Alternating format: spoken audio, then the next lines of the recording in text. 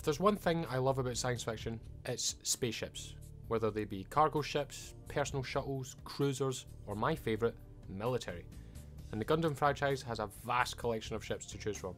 So in this video, I'm going to list my top 10 favourite ships from the entire franchise. Now this is strictly just full-size warships, no shuttles or fighters or anything like that. Also, if anyone has any suggestions for any RTS games where you control ships or like fleets of ships, then please let me know in the comments, as I'm new to the PC gaming thing and I don't really know what's out there. Thanks. So, number 10, the Magellan. The Magellan is a basic as you get battleship in space. Simple, traditional design, but I love it. These were to act as the flagship vessels for the Earth Federation fleets, leading the charge as they go into battle. And from the looks of it, you'd think that it could hold its own, but you'd be wrong. Sadly, the Magellan would be a top tier ship in a previous war, but with the creation of mobile suits and beam weaponry, the Magellan would prove to be sadly outdated. Originally having traditional shell firing cannons, these were all updated to be beam cannons later on, but its lack of mobile suit facilities on the ship meant that it was still limited in combat. Some of the later models built near the end of the war would come with hangars to hold some suits, but the older retrofitted ships could not be modified, hence why mobile suits literally had to just stand on the outside of the ship just to be transported. But despite these things holding it back, I still love it. It just looks so World War II and old school to me, and it just has a lot of guns on it. If a ship has a lot of guns on it, I'm in. Number 9, the Archangel. The main hero ship of Gundam Seed, the Archangel is sort of the rebooted white base from the original series. And as such, we spend a lot of time with it as the show goes on, and we become very accustomed to its battle operations. Nicknamed the Legged Ship by the Zaf forces for obvious reasons, I just find it a very cool looking ship and a nice spin and homage to the white base of old.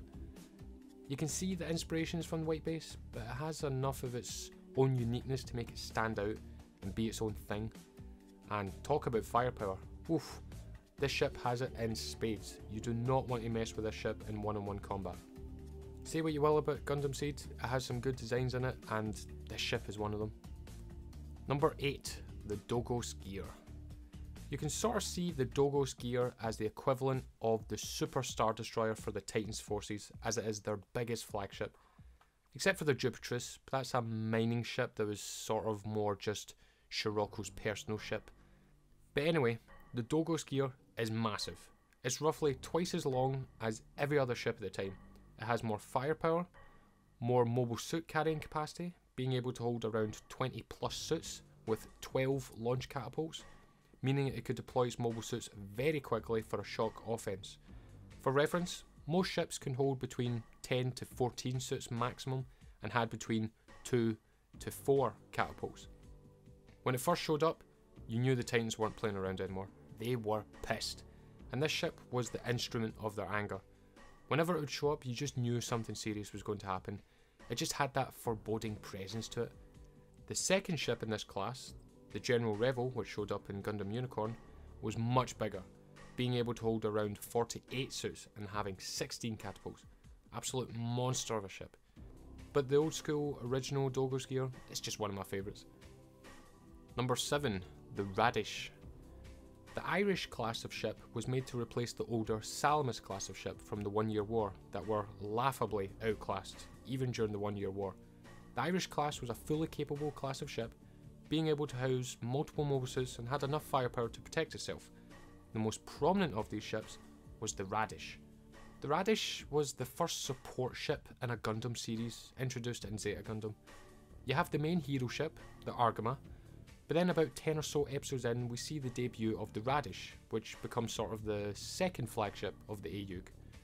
Instead of having all their best pilots and suits in one ship, the Argama and the AUG transferred some of its crew and suits to the Radish, and it quickly became a sight of relief when it appeared on the battlefield. When it shows up, you know that help has truly arrived.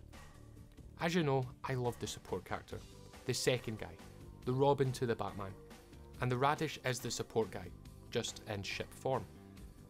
When you see the Radish alongside the Argama, you know that you're pretty much in safe hands, and I was truly upset when the Radish was finally shot down. Gone, but not forgotten. Number 6, the Musai. This is the main battleship of the Zeon forces. the Star Destroyer, the ship that would fill the Zeon fleets and sweep across the colonies and Earth space. I love the Musai. It just looks like a bad guy ship. It's sleek, curvy, and just unique. In space, your ships don't need to be aerodynamic or be able to cut through the waves. They can look however they want. But the Musai still looks traditional enough, but also its own thing, that it just works. As a spaceship, as a battleship, it works. Just by looking at it with its gun turrets and the colours, you just know that this is the bad guy's ship. Again, to make the comparison, this is the Star Destroyer equivalent, and you can kind of see the inspirations as the show did come out 2 years after Star Wars. And if you think Star Wars didn't impact the creation of this show, you're crazy. It was the first ship of its kind, being able to carry mobile suits into combat and having long-range beam weaponry to support them. The tactic being, deploy your suits, then join in the battle from long range, something that was new to combat since mobile suits had never been used before. Alas, the Musai would become quickly outclassed as the war went on. It could carry a maximum of 4 mobile suits. Just 4. But when the bigger Rick Dom replaced the Zaku, the ships could only carry 2, eventually having to remove one of its 3 turrets to make space for the bulkier suits. But despite all that, I still love it. When I see fleets of these on screen, I just get chills. When we see fleets of Musai along with the Zaku dropping the colony, that is Zeon to me. That is peak Gundam bad guys. And no other ship has really captured that sense of, oh fuck, the bad guys are here. Also, if you turn it upside down, it kinda looks like the Enterprise.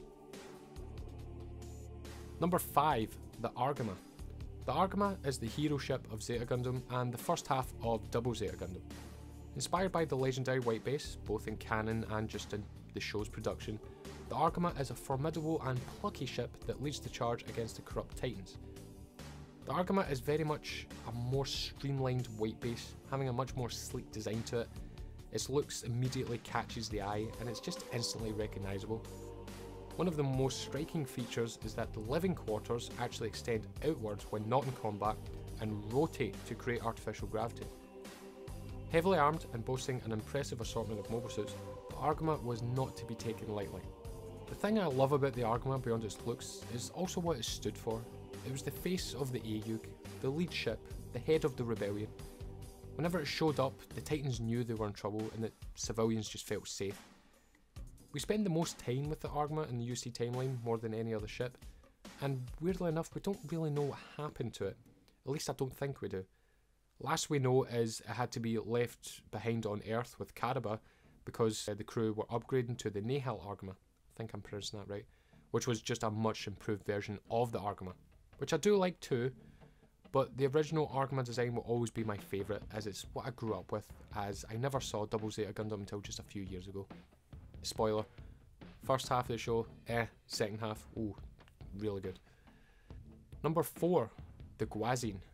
The Guazine class of ship is the flagship class of ships used by the Zeon to head their fleets. As such, only the most important and high-ranking officials had one of these as their personal ships, such as admirals and members of the Zabu family, who are mostly admirals. The second largest ship in the war, it was easily the most powerful in terms of firepower and mobile suit carrying capacity, being able to hold up to 20 mobile suits. Let's face it, the bad guys always have the coolest looking stuff, and that's true across all media and franchises. And when it comes to Zeon, it's no different. I love flagships since usually they are much more intimidating looking and have a sense of uniqueness to them and tend to be a bit more flashy since they are a rarity on the battlefield. If the Musai class is Zeon's equivalent to the Star Destroyer, then the Guazine is their equivalent to the Super Star Destroyers. Few were made since they required so many resources, but the effort was worth it since these ships could easily take on multiple ships by themselves and win. I just love its design. It just looks like a bad guy ship. Very menacing looking, and I love how it looks like it has a face on it, with its bridge windows looking like eyes. In fact, now that I looked at it, it kinda looks like an evil shrimp. But regardless, it still looks cool to me and it has always been a favourite since I first saw it. Number 3, the White Base. Here we are, the OG, the first hero ship from the first show, the ship that would be the template for all others to follow, the White Base. The White Base has such a unique look to it that it just makes it instantly recognisable and iconic. Very blocky, brightly coloured, Things that series creator Tomino hated since he wanted it to be black and more stealthy, but I'm glad they went with this look instead. Just like the Gundam, the White Base was the most advanced ship of its time, boasting impressive firepower, armour, and flight technology that would all become standard issue in future ships, most notably the Minovsky Craft System, allowing a ship of its size and bulkiness to fly and cruise along in Earth's atmosphere without the need of excessive speed or wingspan, aerodynamics or fuel consumption. The White Base very much is a character in the show.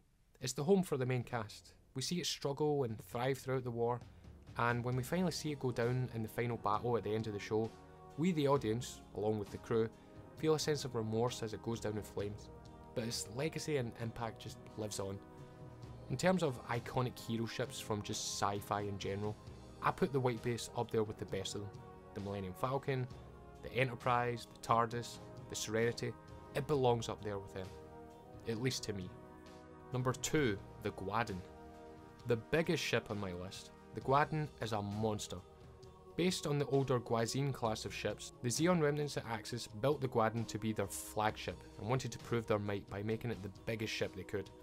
For reference, here is the Dogos gear from earlier, which as I said is twice the size of any other ship at the time and is the flagship and largest ship of the Titans. And here is the Guadin. Boasting massive firepower and being able to hold around 100 mobile suits, the Guadin wasn't so much a flagship but a flying fortress for the Axis forces.